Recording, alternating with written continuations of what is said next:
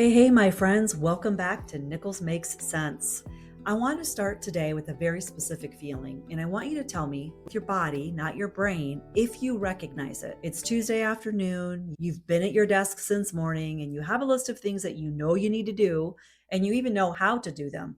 None of them are new, and yet you are sitting there staring at the screen, and something inside you just will not move.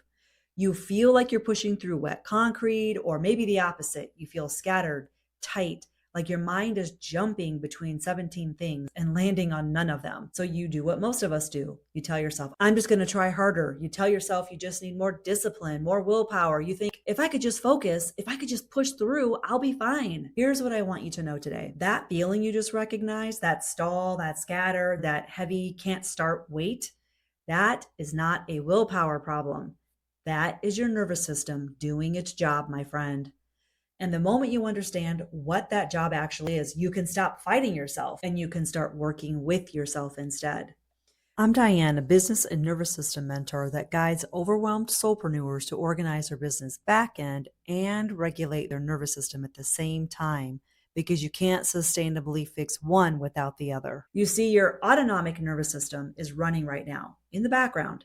It's handling everything that you don't consciously think about. Your heartbeat, your digestion, the way that your eyes are scanning your environment to assess whether it's safe or not. And autonomic just means automatic. So you did not decide to have a nervous system and you can't decide to turn it off either. But what you can do is learn to understand what it's telling you and how to give it what it actually needs, because your nervous system cannot tell the difference between a lion and a launch deadline. And that is not a metaphor, my friends. That is biology. So when your inbox hits 4 figures of unread emails, or when a tech glitch hits right before a client call, or when you've been staring at a blank page for an hour and nothing is coming to you, your body registers all of that as a threat. The same survival system that kept your ancestors alive on a very different kind of terrain is being triggered by a notification badge. And your body, bless it, it's responding accordingly. So I want to walk you through something called the polyvagal theory. It was developed by neuroscientist Dr. Stephen Porges, and it is the most practical framework for understanding why we do what we do in business and in life. So don't let the name intimidate you, okay? By the time we're done here, it's going to feel like common sense to you. Just stick with me. So the polyvagal theory describes 3 states that your nervous system moves through. So let's think of them as 3 floors of a building, and our body is the elevator. And most of us are spending our workdays on the wrong floor. Let's talk about those floors. The top floor is what we're going to call the sanctuary state. Dr. Porges calls this the ventral vagal state. This is where you live when your body has scanned the environment and has decided, no threat here, we're okay. When you're on this floor, your face is relaxed, your voice has warmth to it, you can hold the thought long enough to develop it. You can look at that full task list and you can think, oh, okay, I know where to start. And this is where your best creative work lives. It's where you make those clear, aligned decisions. This is also where the business that you actually want to build gets built. And I want to say something clearly here. If you are working toward a business that feels like a sanctuary, and if you're here, I'm guessing that you are, the work starts with getting yourself to this floor first. This is where the work starts. Those external systems, the organized inbox, the clean digital workspace. If you've done a sacred systems audit with me, you know that this is what we look at. All of this matters because what that's doing is signaling safety to your nervous system. Your outer environment is either reinforcing this floor or it's pulling you down from it every single hour that you're working. Let's look at the middle floor. And the middle floor is fight or flight. We've all heard that term, right? Well, this is your sympathetic nervous system. And most of us are spending the bulk of our workdays here and not even knowing it. Your heart rate is slightly elevated, your breathing is shallow, or perhaps it's fast. Maybe it's sitting high in your chest. And your focus scatters because your brain is busy scanning for what's wrong rather than creating what's possible. You might feel anxious, behind, like you can't quite settle into anything long enough to finish it. You might refresh your email on repeat, and not because you're expecting something good, but because some part of you is bracing for something bad. You are not anxious because you are bad at business.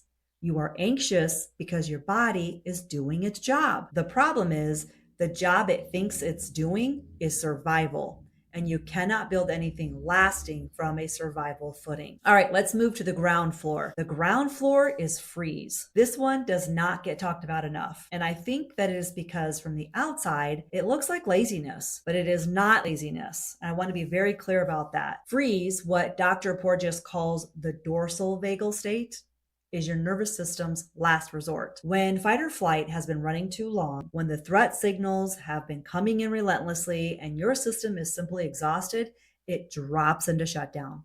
It goes still. It conserves. You know that you're here when you sit down at your desk and you just feel flat, not anxious, flat, heavy, disconnected, like you're watching yourself from somewhere across the room.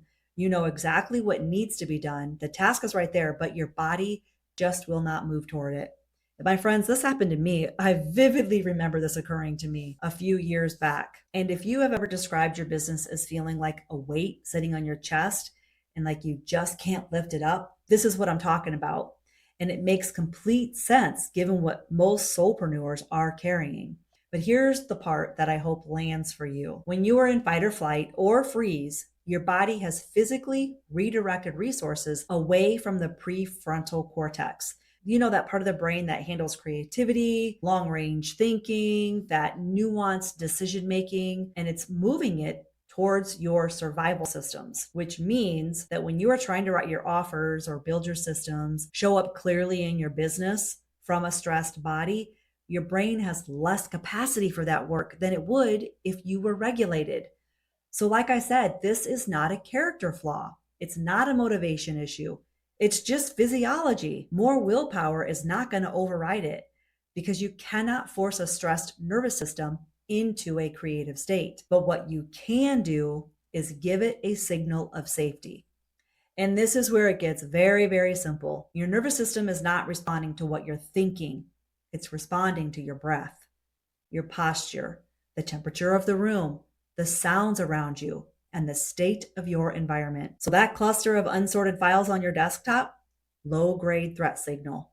The 33 open browser tabs, your system is cataloging every single one of them as an unresolved problem to monitor. The unread notification badge glowing in the corner of your screen all day, your nervous system is not ignoring that, my friends. It's logging it all day long. And this is why when we work on simplifying and organizing your business backend, whether it's your inbox, your file structure, your systems, we're not just making things look tidier. What we're actually doing is changing the signals that your environment is sending to your body. We are creating the conditions for your nervous system to come back up to the top floor because your external environment either creates safety or it creates threat. And your body is responding in kind every minute you're in it. So I want to give you one takeaway this week. The next time you sit down to work and you're feeling that heavy, can't start feeling, or maybe the scattered, tight, too much happening feeling, before you touch a task, I invite you to do this. Put both feet flat on the floor and feel the actual ground underneath you. Let your back settle into your chair. And then take one slow breath in. And then let the exhale be just a little bit longer, a little bit slower than the inhale. Kind of like we did at the beginning of our time together today. Because that long exhale is a direct signal to your nervous system. It's a built-in brake pedal. And we're going much deeper on that next week because the breath is one of the most powerful and most misunderstood tools in your whole toolkit. And it deserves its own full conversation. But for today, I just want you to walk away knowing this. Your sanctuary state does exist. It can exist when you're running your business. You were born with it. You were designed for it. It is not broken. It just needs the right conditions, inside and out, to feel home. So you don't need more willpower. You just need more safety. And we can build that one simple truth at a time. Stay gold, my friends.